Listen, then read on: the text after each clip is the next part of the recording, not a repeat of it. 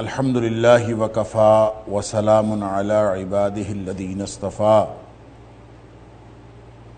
اشہد ان لا الہ الا اللہ وحدہ لا شریک لہ واشہد ان محمدا عبدہ ورسولہ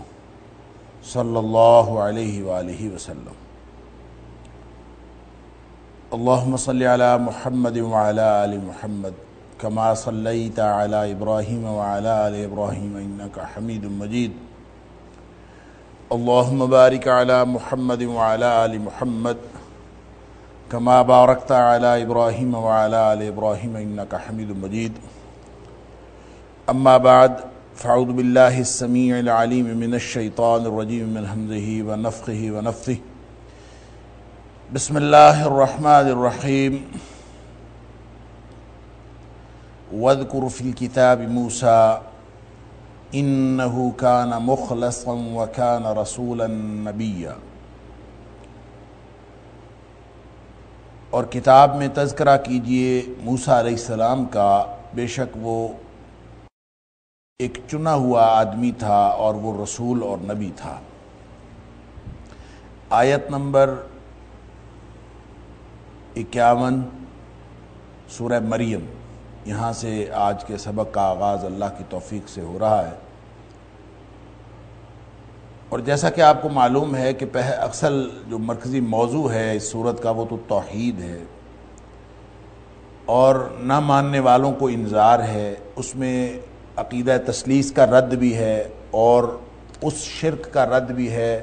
جس کو مشرکین مکہ اپنائے ہوئے تھے، اور پھر ساتھ ان کو تنبیہ بھی ہے، انذار بھی ہے۔ لیکن اس میں خاص طور پر شرک کی مخالفت کے تناظر میں حضرت ابراہیم علیہ السلام کا خصوصیت کے ساتھ ذکر ہوا، اور ان کے ساتھ 6 دیگر انبیاء کا ذکر بھی ہوا، اور ان انبیاء میں حضرت موسیٰ علیہ السلام بھی ہے جن کا ذکر ہو رہا ہے۔ اور ہر نبی کے تذکرے کے ساتھ اللہ تعالیٰ نے کوئی نہ کوئی ایسی خصوصیت ذکر فرمائی ہے جو نہ صرف اس نبی کے اپنے کردار کے ساتھ مخصوص ہے، بلکہ امت محمدیہ کو صلی اللہ علیہ وسلم کو جو ضابطہ دیا جا رہا ہے اس ضابطے کے ساتھ بھی اس کا خصوصی تعلق ہے۔ لہذا حضرت موسیٰ علیہ السلام جن کی کہانی، جن کا واقعات کا جو تسلسل ہے وہ قرآن میں سب سے زیادہ بیان ہوا ہے، لیکن یہاں یہ فرمایا کہ وہ مخلص تھے۔ مخلص کا مطلب ہے چنا ہوا۔ بعض جو قرات کی روایتیں ہیں اس میں لام کو زیر بھی دی گئی ہے، مخلص ہوگا تو وہ شخص جو خلوص کا اظہار کرتا ہو، اور مخلص ہوگا تو اس کا مطلب ہے چنا ہوا۔ تو مخلص کا معنی وہی ہے جو مجتبی کا معنی ہے، جو مصطفیٰ کا معنی ہے۔ مصطفیٰ کا معنی بھی چنا ہوا، مجتبی کا معنی بھی چنا ہوا۔ اور یہ تو ویسے بھی نبوت کی خصوصیت ہے کہ ذالک فضل اللہ یؤتیہ من یشاء من عبادہ، یہ اللہ کا فضل ہے، اللہ جس کو چاہتا ہے اپنے بندوں میں سے عطا کرتا ہے، اللہ چن لیتا ہے اپنے بندوں کو۔ لہٰذا جو اللہ کا چنا ہوا ہے، گویا یہ نبوت کوئی کسبی چیز نہیں ہے، یہ وہبی چیز اللہ تعالیٰ خود عطا فرماتا ہے۔ تو موسیٰ علیہ السلام کو اللہ نے اپنا مصطفیٰ، مجتبی، مخلص، چنا ہوا، منتخب کیا ہوا فرمایا، اور ساتھ فرمایا وَكَانَ رَسُولًا نَبِيًّا، اور وہ رسول اور نبی تھے۔ یہ جو رسول اور نبی کی بات ہے پہلے بھی ذکر ہوا کہ نبی کا معنی اللہ کا پیغام پہنچانے والا، اور رسول کا معنی بھیجا ہوا، ظاہر ہے وہ بھی اللہ کا بھیجا ہوا، لفظی معنی نبی کا پیغام پہنچانے والا۔ اور جب ہم اس کو اصطلاح کے معنوں میں دیکھتے ہیں تو اللہ کا پیغام اللہ کے بندوں تک پہنچانے والا، اور اسی طرح رسول جو ہے وہ اللہ کی طرف سے بھیجا ہوا، مرسل کے معنوں میں ہے کہ بھیجا ہوا ہے۔ تو جس کو اللہ نے پیغام دے کر بھیجا ہو، اور وہ پیغام یعنی اللہ تعالیٰ نے وہ پیغام عطا فرمانے کے لیے، یعنی وحی الہی عطا فرمانے کے لیے اس کو چن لیا ہو، اور اس کو چن کے اس کو نبوت عطا کر کے، وحی عطا کر کے بندوں تک پیغام پہنچانے کے لیے بھیجا ہو، اس کو رسول اور نبی کہتے ہیں۔ وہ رسول بھی ہوتا ہے، وہ نبی بھی ہوتا ہے۔ لہٰذا عام طور پر کوئی اشکال اس حوالے سے نہیں ہے کہ رسول اور نبی ایک ہی شخص کو نبی یا ایک ہی شخص کو رسول کہہ دیا جائے تو مشن کے اعتبار سے کوئی فرق نہیں ہے، اسی لیے اس کے مفہوم میں بھی کوئی عام طور پر فرق نہیں کیا جاتا کہ رسول اور نبی ایک ہی چیز ہے۔ لیکن جو میں نے پچھلے درس میں بھی یہاں کچھ سوال ہوا تھا، اس کے حوالے سے میں نے ذکر کیا کہ اللہ کریم نے سورہ حج کے اندر ایک ذکر فرمایا ہے کہ جہاں پہ رسول اور نبی کو الگ الگ بیان فرمایا کہ وَمَا أَرْسَلْنَا مِن قَبْلِكَ مِن رَسُولٍ وَلَا نَبِيٍّ، کہ آپ سے پہلے ہم نے کوئی بھی ایسا رسول اور ایسا نبی نہیں بھیجا جس کے بعد آگے اس کی تفصیلات ہیں۔ تو اس کا مطلب یہ ہوا کہ رسول اور نبی الگ الگ دو اینٹیٹیز ہیں۔ تو اس سے پھر جو ایک بحث صدیوں سے چلی آ رہی ہے اور یوں کہہ لیجئے کہ آج بھی اس کو کوئی سمیٹا تو نہیں گیا، اس میں اختلاف کرنے والے اب بھی موجود ہیں، لیکن اس کا جو خلاصہ ہے وہ یہ ہے کہ رسول وہ ہوتا ہے جس کو اللہ کی طرف سے نئی کتاب، نیا صحیفہ، نئی شریعت عطا ہو۔ جو نئی شریعت لے کے آتا ہے وہ رسول ہوتا ہے، اور جو موجود شریعت کو آگے پہنچاتا ہے اور اس کو پہنچانے کا کام کرتا ہے وہ نبی ہوتا ہے۔ اس اعتبار سے ہر رسول نبی بھی ہوتا ہے کیونکہ اس نے پیغام پہنچانا ہوتا ہے۔ تو جس کو جو صاحب شریعت ہوتا ہے وہ نبی بھی ہوتا ہے، لہٰذا کوئی رسول ایسا نہیں ہے جو نبی نہ ہو، رسول خاص ہے اور نبی عام ہے۔ البتہ ہر نبی رسول نہیں ہوتا، کہ نبی جو ہیں وہ ایسے ہو سکتے ہیں کہ ایک ہی اور خاص طور پہ جو بنی اسرائیل کی انبیاء کی تاریخ ہم دیکھتے ہیں تو ایک ہی نبوت میں اور ایک ہی وقت میں بعض اوقات ایک ہی جگہ پر ہمیں ایک سے زیادہ انبیاء کے تاریخی آثار ملتے ہیں، اور وہ ایک ہی شریعت کے سارے ماننے والے ہوتے تھے، مختلف علاقوں کی طرف ان کو بھیجا جاتا تھا۔ حضرت ابراہیم علیہ السلام کی طرف جب فرشتے آئے ہیں تو اس وقت اسی وقت لوط علیہ السلام جو حضرت ابراہیم علیہ السلام کے بھتیجے تھے وہ بھی بطور نبی اس وقت موجود تھے۔ اسی طرح حضرت یونس علیہ السلام کا جو قصہ ہم پڑھتے ہیں، اور سورہ ایک پوری سورت یونس کے نام سے موجود ہے، تو ان کی روایات میں آتا ہے کہ ان کے اس وقت کے جو سینئر، ان سے زیادہ جو یعنی سینئر نبی تھے وہ حضرت شعیب علیہ السلام تھے، وہ موجود تھے اور انہوں نے ان کو نینوا شہر کی طرف بھیجا تھا حضرت یونس علیہ السلام کو۔ تو لہٰذا یہ جو مختلف انبیاء ایک ہی وقت میں موجود ہوتے ہیں، ہو سکتے ہیں، لیکن رسول ایک وقت میں ایک سے زیادہ نہیں ہو سکتے۔ رسول ایک وقت میں ایک ہی ہوتا ہے، وہ صاحب شریعت ہوتا ہے، اور اسی کی شریعت کو لے کر مختلف انبیاء وہ کام کر رہے ہوتے ہیں۔ لہٰذا رسول اور نبی کی یہ جو بحث ہے اس کا خلاصہ بس یہی ہے کہ ہر نبی رسول نہیں ہوتا، ہر رسول نبی ہوتا ہے، اور رسول صاحب شریعت ہوتا ہے اور نبی اسی شریعت کے تحت پیغام، اللہ کا پیغام لوگوں تک پہنچانے والا ہوتا ہے۔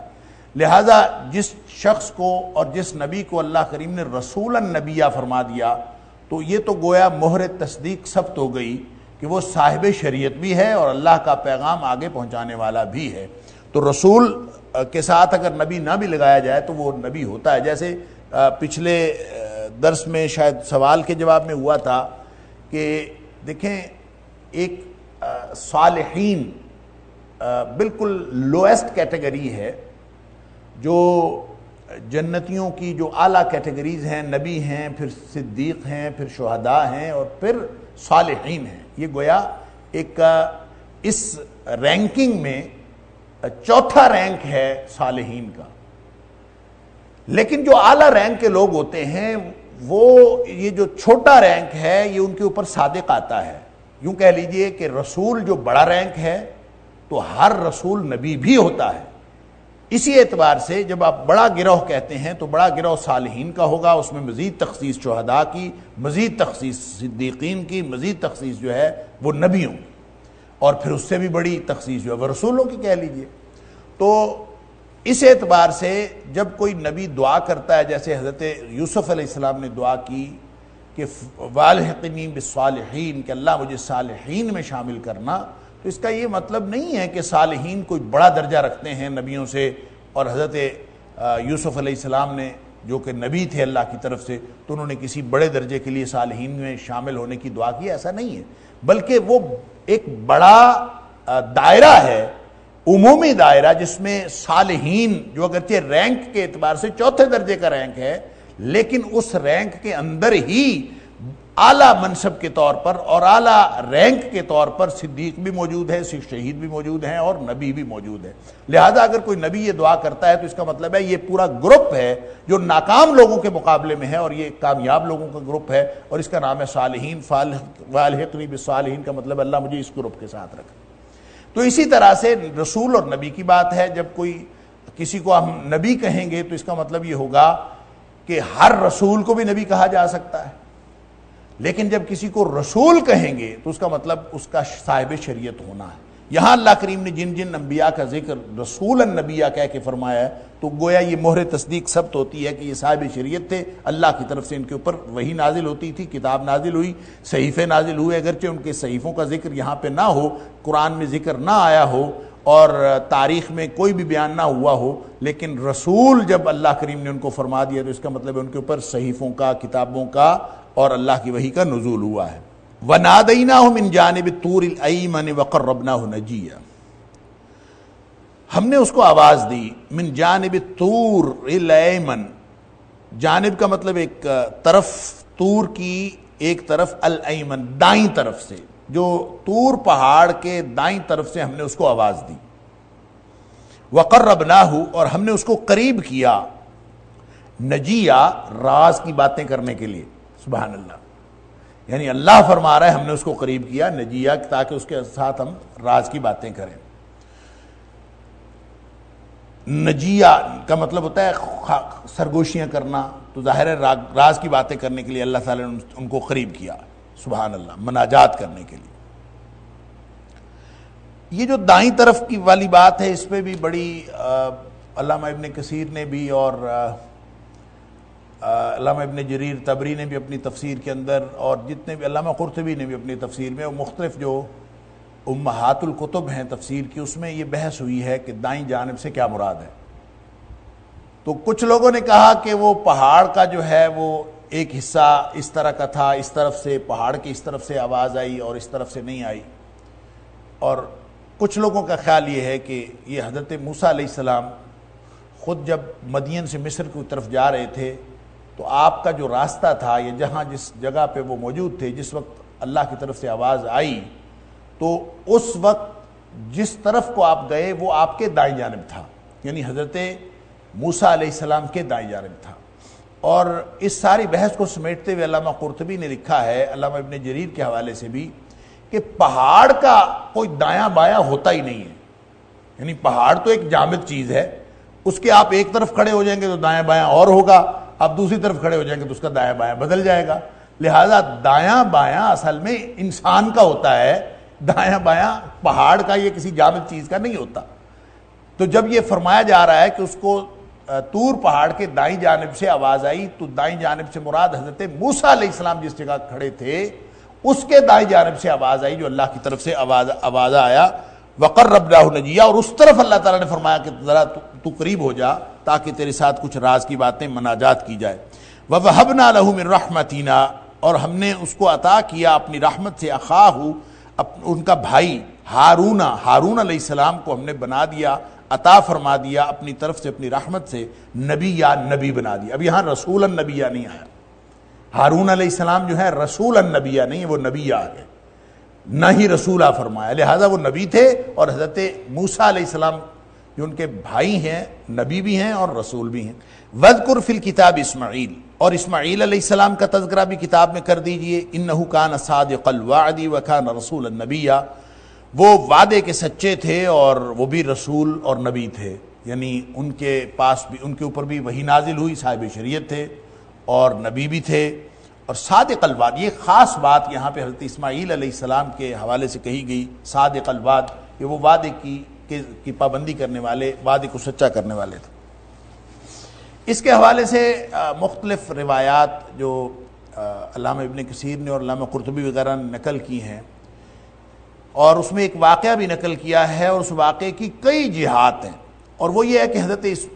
اسماعیل علیہ السلام نے کسی کے ساتھ، ان کے ساتھ کوئی شخص وعدہ کر کے گیا تھا کہ تم یہاں رکو تو میں ابھی آتا ہوں، کوئی تاجر تھا یا کچھ اس طرح سے کوئی معاملہ کرنے والا، تو اگرچہ اس طرح کا واقعہ نبی اکرم صلی اللہ علیہ وسلم کی اپنی حیات طیبہ کے ساتھ بھی منسوب ہے، جو نبی کریم صلی اللہ علیہ وسلم کی جو قبل از بعثت کی آپ کی زندگی ہے، اس دور میں ایک شخص نے نبی کریم صلی اللہ علیہ وسلم سے وعدہ کیا تھا کہ آپ یہاں رکو اور میں آتا ہوں، اور نبی کریم صلی اللہ علیہ وسلم اس جگہ پہ رکے رہے، تو وہ شخص 1 دن بعد یا 3 دن بعد آیا اور نبی کریم صلی اللہ علیہ وسلم اسی جگہ پہ تشریف فرما تھے، اور آپ نے اس کو کہا بھی کہ تم نے مجھے بہت تکلیف دی۔ تو یہ اسی طرح کا واقعہ حضرت اسماعیل علیہ السلام کے بارے میں بیان ہوا ہے کہ ان کے ساتھ کسی شخص نے وعدہ کیا تھا اور پھر وہ بھول گیا، اور حضرت اسماعیل علیہ السلام وہاں پہ بیٹھے رہے۔ بعض نے تو 1 دن بعد کہا کہ وہ واپس آیا، اور بعض نے 3 دن بعد کہا واپس آیا، اور بعض نے اس میں بڑی عجیب و غریب یعنی ایسی روایات بھی نقل کی ہیں جس میں یہ ہے کہ 1 سال تک وہ نہیں آیا، اور بعض نے کہا کہ وہ کئی مہینے تک نہیں آیا، اور حضرت اسماعیل علیہ السلام وہیں پہ ٹھہرے رہے۔ تو علامہ قرطبی ان ساری باتوں کو لکھ کے وہ فرماتے ہیں کہ یہ جو سال بھر یا 6 مہینے یا اتنا زیادہ اس جگہ پہ ٹھہرے رہے، یہ بات قرین قیاس نہیں ہے۔ جو قرین قیاس ہے 1 دن 2 دن کی بات سمجھ میں آتی ہے، لیکن جب اللہ کریم نے خصوصیت کے ساتھ حضرت اسماعیل علیہ السلام کی بات کی ہے صادق الوعد، تو اس کا مطلب یہ نہیں ہے کہ حضرت اسماعیل علیہ السلام کو خصوصی طور پر وعدوں کو سچا کرنے والے تھے، سارے ہی نبی وعدوں کو سچا کرنے والے تھے، کوئی نبی ایسا نہیں تھا جو صادق الوعد نہ ہو۔ تو بس اللہ نے کوئی بات اللہ کو پسند آئی، اللہ تعالیٰ نے یہاں پہ حضرت اسماعیل علیہ السلام کی بات خصوصیت کے ساتھ فرما دی کہ وہ صادق الوعد تھا۔ اور جو سب سے بڑی صادق الوعد کی وعدے کو سچا کر دکھانے والی جو سب سے بڑی دلیل ہے، وہ خود قرآن میں موجود ہے۔ یعنی وہ روایات کہ کسی نے وعدہ کیا تھا، حضرت اسماعیل نے پورا کیا نہیں کیا، ان روایات میں سے آپ کسی روایت کو تسلیم نہ کریں۔ تو قرآن کے اندر اس سے بڑی دلیل آپ کے وعدے کے سچا کرنے کی اور کیا ہوگی کہ جس میں اللہ تعالیٰ نے فرمایا کہ جب خواب میں دکھایا تھا حضرت ابراہیم علیہ السلام کو کہ وہ اپنے بیٹے کو ذبح کر رہے ہیں، تو انہوں نے اپنے بیٹے سے کہا تھا کہ تم مجھے اس کے بارے میں کچھ بتاؤ کہ فانظر ماذا تری،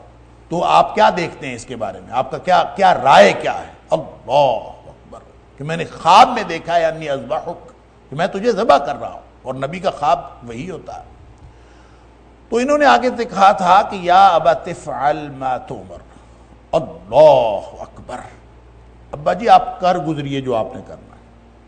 اور مجھے آپ اس معاملے میں صابر پائیں گے، میں قطعاً کچھ نہیں کہوں گا، میں صبر کروں گا۔ اور وہ جو صبر کرنے کا وعدہ کیا تھا،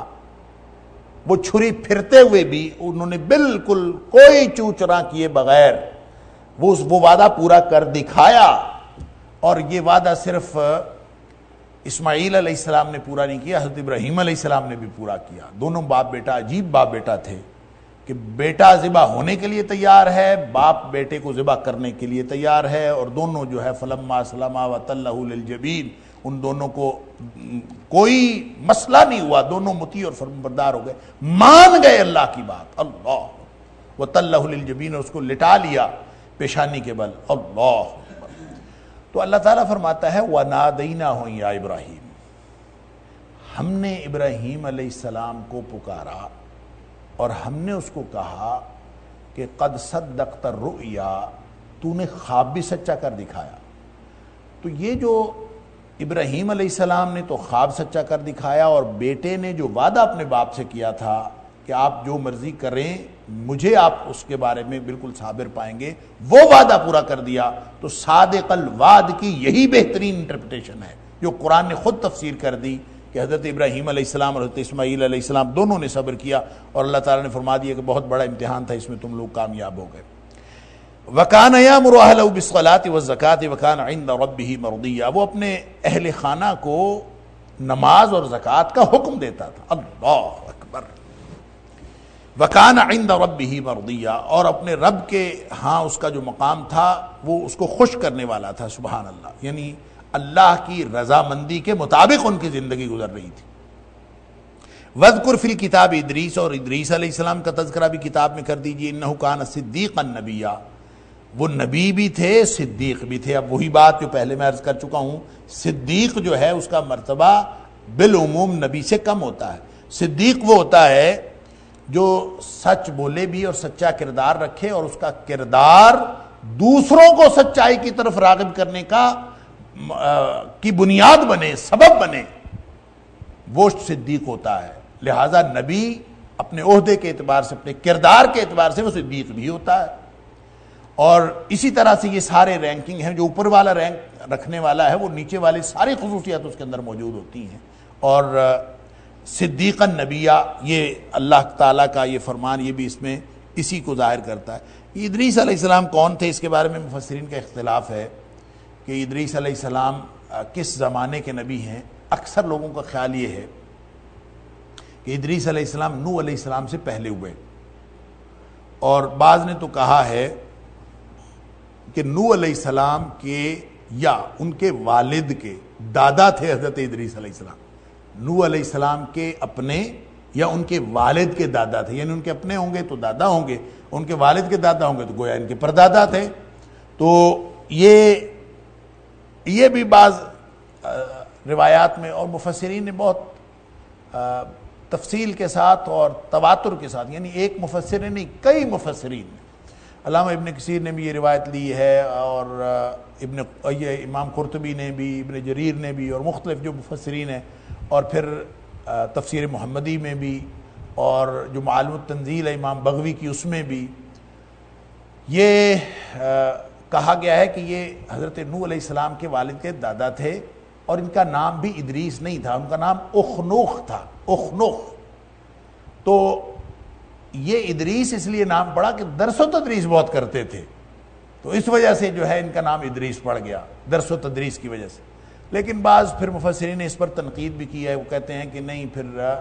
ادریس نہیں بنتا، یعنی عربیت کے اعتبار سے جو اس کا وزن ہے وہ درست نہیں قرار پاتا، اور اس لیے جو ہے اس کو درس و تدریس سے ماخوذ نہیں قرار دیا جا سکتا۔ جب اللہ تعالیٰ نے ان کا نام ادریس کہا ہے تو ہمیں موہوم روایات کی بنیاد پر کیا ضرورت ہے کہ ہم اور قسم کے نام ڈھونڈتے رہے۔ ہو سکتا ہے یہ روایات درست ہوں، چونکہ بنی اسرائیلی روایات ہیں، درست بھی ہو سکتی ہیں اور غلط بھی ہو سکتی ہیں، لیکن اللہ نے فرمایا وَاذْكُرْ فِي الْكِتَابِ ادریس۔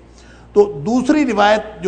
جس پر کچھ مفسرین کا خیال یہ ہے کہ یہ بنی اسرائیل کے انبیاء میں سے تھے، یہ حضرت نوح علیہ السلام کے پہلے والے نبی نہیں ہیں، بلکہ یہ بنی اسرائیل کے انبیاء میں سے ہیں، ہو سکتا ہے، لیکن زیادہ صحیح بات اور زیادہ طور پر اسی طرف لوگ گئے ہیں کہ یہ نوح علیہ السلام کے پہلے کے نبی ہیں۔ وَرَفَعْنَاهُ مَكَانًا عَلِيًّا، اور ان کو ہم نے بلند کیا، وَرَفَعْنَاهُ، ان کو ہم نے اٹھا لیا، مکانًا علیہ، ایک بلند مکان کی طرف، ایک بلند مقام کی طرف۔ اب یہ ایک متشابہات قرآنی میں سے ہے، وَرَفَعْنَاهُ مَكَانًا عَلِيًّا، کہ ہم نے مقام و مرتبہ بلند کیا، یہ ایک بہت بلند مقام کی طرف ان کو اٹھا لیا۔ اس کا کیا معنی ہے؟ بعض نے تو اس کا مطلب یہی لیا ہے کہ جس طرح حضرت عیسیٰ علیہ السلام کو زندہ آسمان پر اٹھایا گیا ہے، اسی طرح حضرت ادریس علیہ السلام کو بھی زندہ آسمان پر اٹھایا گیا ہے۔ یہ اگر بات تسلیم کر لی جائے حضرت عیسیٰ علیہ السلام کو، اور جن مفسرین نے یہ کہا کہ زندہ آسمان پہ اٹھایا گیا ہے، انہوں نے دلیل کے طور پر معراج والی جو حدیث ہے وہ بیان بھی کی ہے کہ حضرت محمد کریم صلی اللہ علیہ وسلم جب تشریف لے گئے ہیں معراج کو، تو چوتھے آسمان پہ ملاقات ہوئی تھی حضرت ادریس علیہ السلام سے۔ تو گویا یہ اٹھائے ہوئے ہیں اوپر، ان کو آسمان پر اٹھا لیا گیا تھا۔ اور یہ حالانکہ ایسا نہیں ہے کہ زندہ اٹھائے جانے کا ذکر حدیث میں، کسی صحیح حدیث میں حضرت ادریس علیہ السلام کے بارے میں نہیں آیا، اور حضرت عیسیٰ علیہ السلام کے بارے میں بڑی تواتر کے ساتھ یہ آتا ہے کہ ان کو زندہ آسمان پر اٹھا لیا گیا۔ لہذا یہ جو فقرہ ہے قرآن کا کہ وَرَفَعْنَاهُ مَكَانًا عَلِيًّا، عربیت کے اعتبار سے اور عربوں کے کلچر کے اعتبار سے اس کا معنی مقام و مرتبہ بلند کرنا ہی ہوتا ہے۔ یعنی حضرت عیسیٰ علیہ السلام کے بارے میں ورفعنا کے الفاظ ہوں، یا حضرت ادریس علیہ السلام کے بارے میں ہوں، یا کسی بھی نبی کے بارے میں ہوں، یا کسی بھی شخصیت کے بارے میں ہوں، جب اس میں کوئی قرینہ نہیں ہوگا کہ ان کو آسمان پر زندہ اٹھایا گیا یا کسی بلند مقام پر زندہ اٹھایا گیا، جب کوئی قرینہ موجود نہیں ہوگا تو اس کا معنی عموم میں یہی لیا جائے گا کہ ان کے مقام مرتبہ کو اللہ نے بلند کیا۔ تو حضرت جیسے باقی انبیاء کی بھی اللہ نے مقام و مرتبے کو بلند کیا، حضرت ادریس کے مقام و مرتبے کو بھی بلند کیا. اور جس طرح صادق الوعد کی بات صرف اسماعیل علیہ السلام کے بارے میں کی، حالانکہ سارے نبی جو ہیں وہ صادق الوعد تھے، اسی طرح سے مقام و مرتبہ کے اعتبار سے سارے ہی نبی بلند ہیں. اور اللہ کریم نے یہاں پہ ذکر حضرت ادریس علیہ السلام کا کیا تو اس کا مطلب یہ نہیں ہے کہ ان کو خصوصیت کے ساتھ اٹھایا گیا. ہاں اگر اس کے ساتھ کوئی قرینہ ایسا ہو جو قرآن خود تفسیر کرے کہ وَرَفَعْنَاهُ مَكَانًا عَلِيًّا کا کوئی معنی خاص ہے کہ ان کو اوپر اٹھایا گیا، اور یا پھر احادیث کے اندر کوئی ایسی بات آئے کہ ان کو اوپر اٹھایا گیا تو یہ بات ہو سکتی ہے. البتہ ایک کہانی جو احادیث کے اندر آتی ہے وہ ونس اگین بنی اسرائیلی روایات میں سے ہے، اور وہ صحیح بھی ہو سکتی ہے اور اس کے غلط ہونے کے امکانات بھی ہیں. تو وہ بڑی دلچسپ کہانی ہے حضرت ادریس علیہ السلام کے بارے میں، اور مفسرین نے اس کی انٹرپریٹیشن میں لکھی. وہ کہتے ہیں کہ حضرت ادریس علیہ السلام نے اس فرشتے کے لیے دعا کی تھی جو فرشتہ سورج کو اٹھائے ہوئے ہے. اتنا بڑا سورج ہے اور یہ گرمی بھی اس میں ہے شدید قسم کی، اور اس کو جو اٹھانے والا فرشتہ ہے اس کے بارے میں اللہ تعالیٰ سے دعا کی کہ یا اللہ اس کی ڈیوٹی میں تخفیف فرما. تو اللہ تعالیٰ نے اس کی ڈیوٹی میں تخفیف فرمائی کہ اس کو کچھ عرصے کے لیے سورج کے سامنے کی بجائے سورج کے پیچھے کر دیا، اور وہ ظاہر ہے گرمی سے بچ گیا. تو ایک دفعہ کہیں حضرت ادریس علیہ السلام کے ساتھ اس فرشتے کی ملاقات ہوئی تو اس نے پھر شکریہ بھی ادا کیا حضرت ادریس علیہ السلام کا کہ آپ نے میرے لیے دعا کی تھی تو اللہ تعالیٰ نے میرے فرائض میں تخفیف فرما دی، تو اب تو کیا چاہتا ہے، تو اگر تو کوئی تیری خواہش ہے تو میں تیری خواہش پوری کرتا ہوں. تو اس دوران کہتے ہیں کہ حضرت اس فرشتے سے حضرت ادریس علیہ السلام نے خواہش ظاہر کی کہ میری خواہش یہ ہے کہ میں جنت کو دیکھوں. تو اس نے اپنے پر پہ بٹھا لیا اور وہ لے کے اوپر چلا گیا. اس نے کہا میں تمہیں جنت دکھا دیتا ہوں، ایسی کیا بات، تو نے میرے اوپر احسان کیا تھا میں تیرے اوپر احسان کرتا ہوں. اور جنت دکھانے کے لیے وہ لے گیا. ابھی چوتھے آسمان پہ پہنچے تھے کہ وہاں ملک الموت آ گئے. ملک الموت نے پوچھا اس فرشتے سے کہ یہ تیرے ساتھ کون ہے؟ تو انہوں نے کہا کہ یہ تو میرے ساتھ جو ہیں وہ ادریس علیہ السلام ہے، نبی ہیں. تو موت کا فرشتہ جو ہے وہ بڑا حیران ہوا. وہ کہتا ہے کہ میں حیران تھا کہ اللہ نے مجھے حکم دیا ہے کہ ادریس علیہ السلام کی جان قبض کر لے، اور جان قبض کرنے کے لیے جو مجھے مقام دیا گیا وہ چوتھا آسمان دیا گیا، اور مجھے معلوم تھا کہ ادریس علیہ السلام تو زمین پہ ہوتے ہیں، تو چوتھے آسمان پہ کیسے روح قبض کرنی ہے؟ تو میں تو حیران تھا کہ چوتھے آسمان پہ کیسے وہ آ جائیں گے. تو اب گویا اللہ کی قدرت نے وہ منظر دکھا دیا کہ اب یہ فرشتہ ان کو لے کے آ گیا. تو چوتھے آسمان پہ گویا ان کی روح قبض کی گئی. اور یہ بھی لکھا ہے علامہ ابن کثیر وغیرہ نے کہ چوتھے آسمان پہ ہی ان کی تدفین ہوئی اور فرشتوں نے ان کا جنازہ پڑھا. تو اس کو اللہ کریم نے یہاں وَرَفَعْنَاهُ مَكَانًا عَلِيًّا جو ہے فرمایا کہ یوں اللہ تعالیٰ نے ان کو اٹھا لیا اور اوپر چلے گئے. لہٰذا زندہ اٹھائے جانے والی بات بھی ٹھیک ہے، اور یہ کہ وہ زندہ نہیں ہے یہ بھی بات ٹھیک ہے، اور وہ وہاں پہ ان کی تدفین وہاں پہ. واللہ اعلم بالصواب. ان ساری چیزوں کے بارے میں چونکہ کوئی صحیح حدیث نہیں ہے تو شریعت ثابت ہوتی ہے صحیح حدیث سے یا اللہ کے قرآن سے. لہذا ہم حضرت ادریس علیہ السلام کے بارے میں قرآن کا یہ جو بیان ہے وَرَفَعْنَاهُ مَكَانًا عَلِيًّا، کوئی ضرورت نہیں ہے کہ ہم کہیں کہ فزیکلی ان کو اٹھایا گیا اور فزیکلی وہ ایک مقام پر چلے گئے. نہیں، جو اللہ تعالیٰ نے انبیاء کو بہترین اور بلند مقام و مرتبہ دیا ہوتا ہے وہ بہترین اور بلند مقام و مرتبہ اللہ تعالیٰ نے عطا فرمایا. اور یہ بات صحیح حدیث میں ہے کہ نبی کریم صلی اللہ علیہ وسلم نے حضرت ادریس علیہ السلام سے چوتھے آسمان پر ملاقات کی معراج والی رات. جیسے دیگر انبیاء کے ساتھ ملاقاتیں مختلف آسمانوں پر ہوئیں تو چوتھے آسمان پر حضرت ادریس علیہ السلام کے ساتھ ملاقات ہوئی. یہ صحیح حدیث ہے. تو ظاہر ہے جس طرح باقی انبیاء جو ہیں مختلف آسمانوں پر براجمان تھے باوجود اس بات کے کہ دنیا میں ان کی طبی موت واقع ہوئی تھی، تو وہ مختلف آسمانوں پہ براجمان تھے، ان کی ملاقات بھی، ان کی گفتگو ہوئی. خود حضرت موسیٰ علیہ السلام کے ساتھ آپ دیکھیں نا کہ کتنا مکالمہ ہوا ہے نبی اکرم صلی اللہ علیہ وسلم کا نمازوں کے حوالے سے، اور وہ پوری تفصیل موجود ہے کہ آپ کو حضرت موسیٰ علیہ السلام کہتے تھے کہ 50 نمازیں آپ کی امت نے نہیں پڑھنی، آپ واپس جا کے تخفیف کروا لیں. تو نبی کریم صلی اللہ علیہ وسلم موسیٰ علیہ السلام کے مشورے سے باہر واپس جاتے رہے اور واپس جا کے تخفیف کراتے رہے. تو یہ 50 سے 5 ہو گئیں، اور اس کے بعد موسیٰ علیہ السلام نے تو ایک دفعہ پھر مشورہ دیا تھا کہ ایک دفعہ پھر واپس چلے جائیں، کہ یہ بھی کوئی نہیں پڑھنی 5 نمازیں بھی، تو واپس چلے جائیں۔ تو اس موقع پر، آخری موقع پر نبی اکرم صلی اللہ علیہ وسلم نے فرمایا تھا کہ نہیں، اب مجھے شرم آتی ہے، اب میں نے واپس نہیں جانا، اور آپ واپس تشریف نہیں لے گئے۔ تو 5 جو ہیں انہی کو 50 کر کے، یعنی ہر نماز کا جو 10 کا ثواب دے دیا جائے گا، تو یہ دے دیا۔ تو گویا جو وہ انبیاء وہاں پہ موجود تھے تو ان کا بھی تو مقام و مرتبہ اللہ تعالیٰ نے بلند کیا ہے۔ اور اسی طرح 7ویں آسمان پر جو ملاقات ابراہیم علیہ السلام کے ساتھ ہوئی بیت المعمور کے ساتھ، تو یہ مقام بلند جو ہے وہ سارے نبیوں کا ہے۔ لہذا ورفعناہ مکانا علیہ کا مطلب فزیکلی ان کا مقام بلند کرنا نہیں ہے، بلکہ مقام و مرتبے کی بلندی کی طرف اشارہ ہے۔ واللہ عالم بالصواب۔ اولئک الذین انعم اللہ علیہم، یہ سارے وہ لوگ ہیں جن کے اوپر اللہ نے انعامات کیے ہیں۔ اولئک، یہ وہ لوگ ہیں، الذین، وہ انعم اللہ علیہم، جن کے اوپر اللہ نے انعامات کیے ہیں، من النبیین، جو نبیوں میں سے ہیں، من ذریت آدم، آدم علیہ السلام کی ذریت میں سے، وَمِمَّنْ حَمَلْنَا مَعَ نُوحٍ، اور ان میں سے جن کو ہم نے نوح علیہ السلام کے ساتھ کشتی پر سوار کیا۔ اب اس کی انٹرپریٹیشن میں، اور وَمِن ذُرِّيَّةِ ابراہیم، اور پھر ابراہیم علیہ السلام کی ذریت میں سے، وَإِسرائیل، اور پھر اسرائیل علیہ السلام کی ذریت میں سے، وَمِمَّنْ هَدَيْنَا وَاجْتَبَيْنَا، اور ان میں سے جن کو ہم نے ہدایت دی اور جن کو ہم نے چن لیا۔ اذا تتلی علیہم آیات الرحمن، یہ سارے لوگ وہ ہیں جن کے اوپر جب اللہ کی رحمان کی آیتیں تلاوت کی جاتی ہیں، خروا سجدا وبکیا، تو ان کا رسپانس یہ ہوتا ہے کہ یہ سجدہ کرتے ہوئے اور روتے ہوئے گر جاتے ہیں۔ یہ ان کا ایک خاص کمال ہے، سبحان اللہ۔ یہ وہ خاص الخاص صفات ہیں نبیوں کی جو اللہ کریم نے یہاں بیان کی ہیں، اخلاص، وعدے کی سچائی، نماز، زکوٰۃ کی پابندی، اور یہ اللہ کے گویا پسندیدہ بندے ہیں، اور سجدہ کرنا اور رونا، یہ ساری وہ صفات ہیں۔ اچھا، اس آیت میں ایک تو یہ آیت سجدہ ہے، اور آپ لوگ بعد میں سجدہ کر لیجئے گا، جو بھی سن رہے ہیں سب اس پر سجدہ ضرور کر لیں، اور کیونکہ نبی اکرم صلی اللہ علیہ وسلم کا معمول یہی تھا کہ آپ سجدہ فرماتے تھے، اور جتنی بھی آیات سجدہ ہیں، اور سجدے میں خاص جو ایک